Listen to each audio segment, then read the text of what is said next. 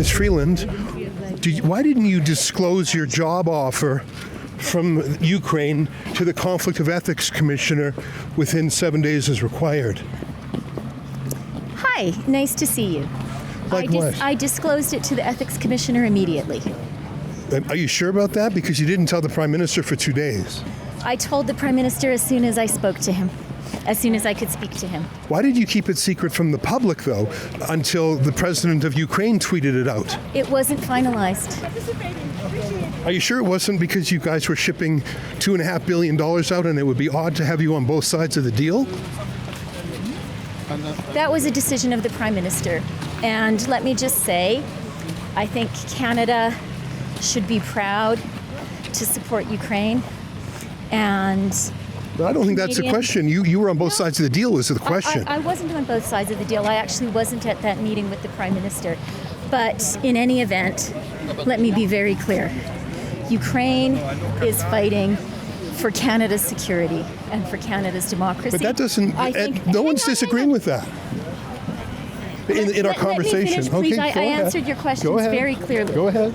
Ukraine is fighting for Canada. Ukraine is fighting for democracy in Ukraine and in the world. We benefit from supporting Ukraine.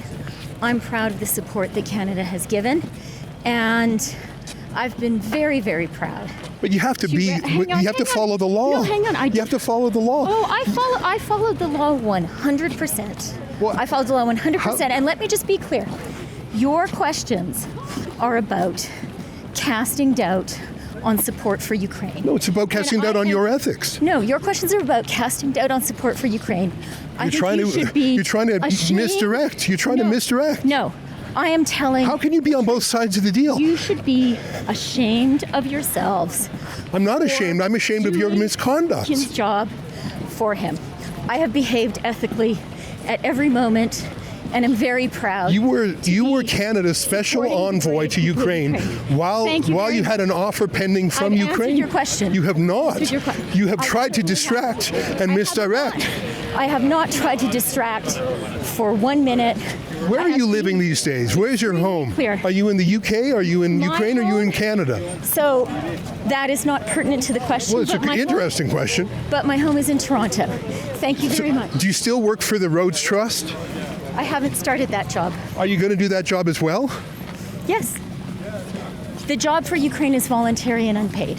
Thank you very much. Thank you. Why did you freeze bank accounts of Canadians? Well, that's a good question that I don't think you've ever answered. The Federal Court of Appeal recently ruled 3-0 that your decision was unconstitutional. Do you regret that? You seized and froze bank accounts. The Federal Court of Appeal said that was unconstitutional. Any regrets? No regrets. Do you have an apology for the people whose bank accounts you illegally seized? Are you still happy about it? I'm proud of standing up for Canadians. Are you proud of breaking the law? That's the charter you broke, ma'am. That's not just any old law. 4 judges in a row have agreed you broke the law. You're a law breaker. That's weird.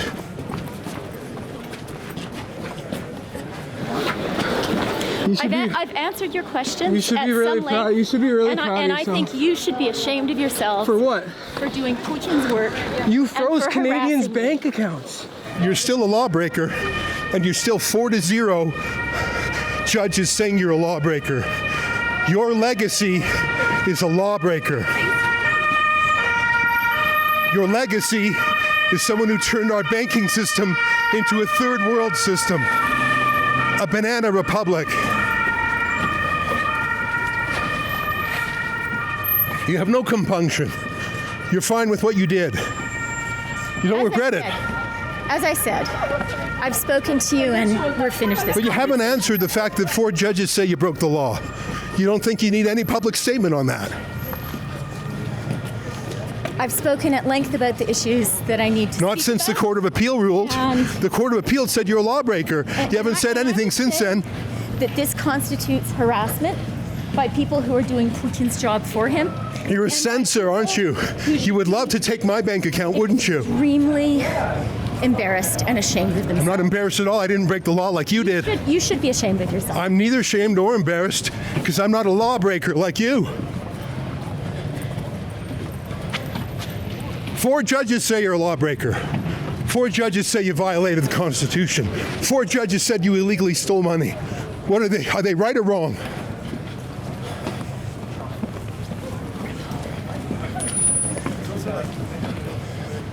What do you say to Tamara Leach?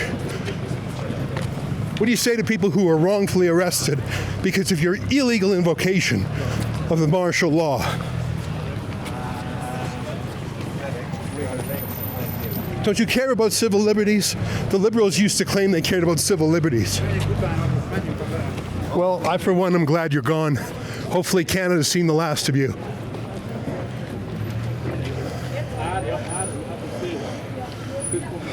Good work on your part. She almost stuck by us. Hi, how are you? So we need an ID now For what? for harassing people. So give us an ID, please. Okay. I'm asking Mark questions. Gagne. Yes. How are you? I'm Ezra Levant, a Yes. journalist doing journalism. Okay, we need an ID now. I'll show you an ID now. Yes? I believe in freedom of speech. Do you? Yes, of course. Okay, good. Then we're friends. This is all being recorded. Just for the record. Okay? I'm more handsome now. I'm more handsome than I used to be. Thank you very much. Wir schauen schnell nachher. Can you stay here, please? Sure, how are you? Fine, thanks. Good, how are you? Nice to meet you. I'm Ezra. It's my friend Lincoln. How are you?